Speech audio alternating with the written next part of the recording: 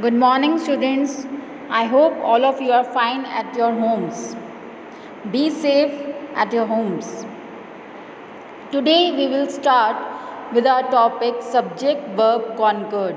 We have already done some rules about this topic, and today we will continue with the same.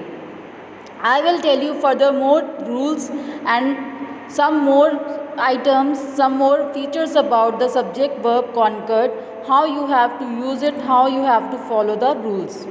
Okay, let's start with our next rule, that is class. Class nouns such as food, furniture, clothing, etc. take a singular verb. Whenever we have a particular category, such as a particular kind of food, a particular kind of furniture, or a clothing, we will use a singular verb with that. Is that clear to you? For example, we have this furniture is very old.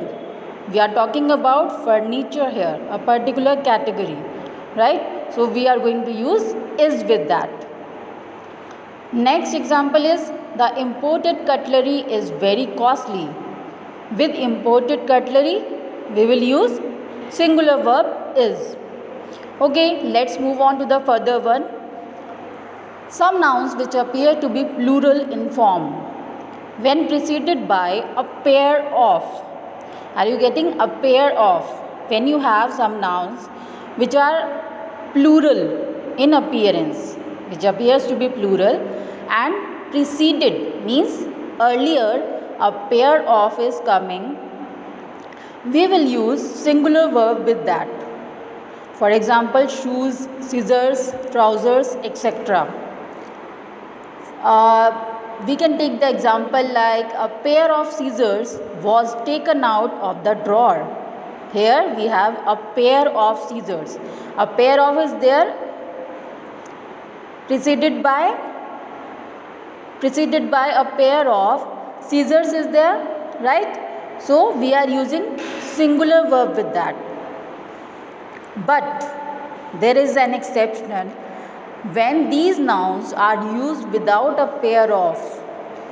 When a pair of is not there in the beginning of these nouns or before these nouns, they take a plural verb.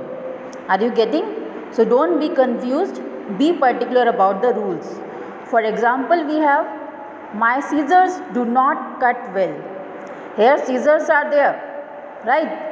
But it is not preceded by a pair of, so we will consider it as a plural and we will use plural verb with that, do. Okay class? Now the third one is some nouns are preceded by a lot of, a plenty of, a great deal of. Whenever you see noun which is preceded by a lot of, a plenty of, or a great deal of, like that, these nouns take a singular verb when they refer to amount or quantity.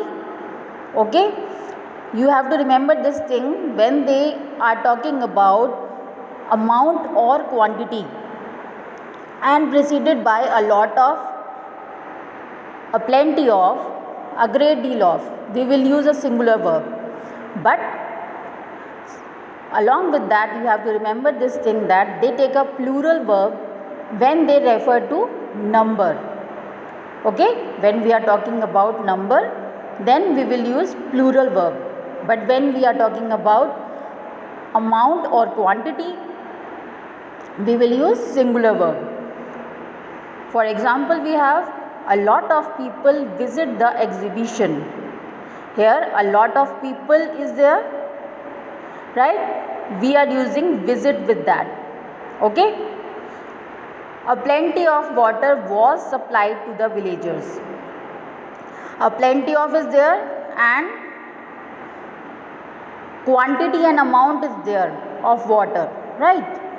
But in earlier example, a lot of people, here we are talking about the number, so we will use the plural verb with that, visit. Fine? Is it clear to you?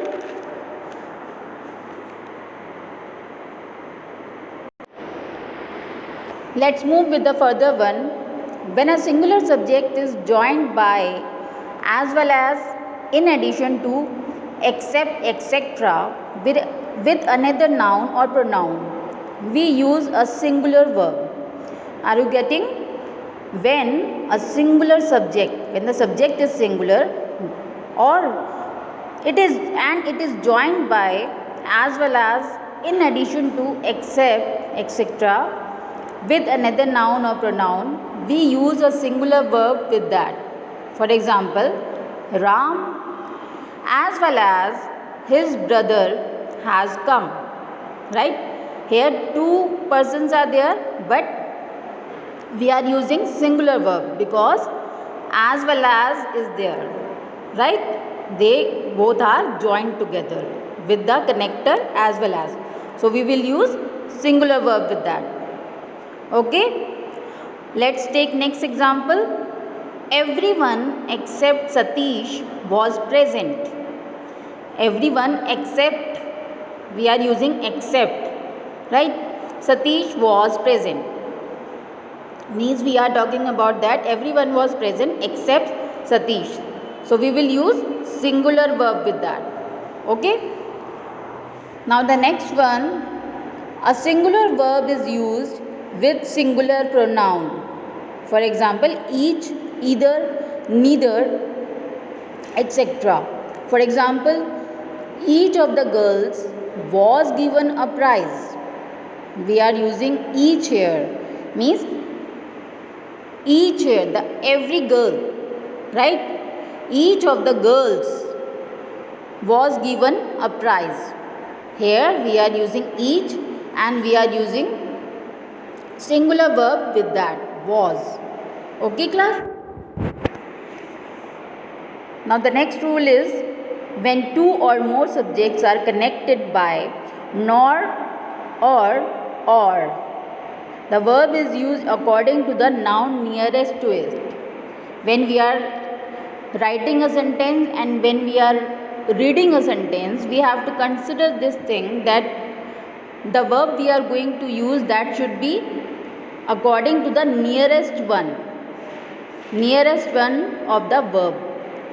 When we are using nor and or with the subjects, or we are joining the subjects with nor and or, we have to consider this thing that we are going to put the verb according to the nearest noun. For example, neither she nor her sisters.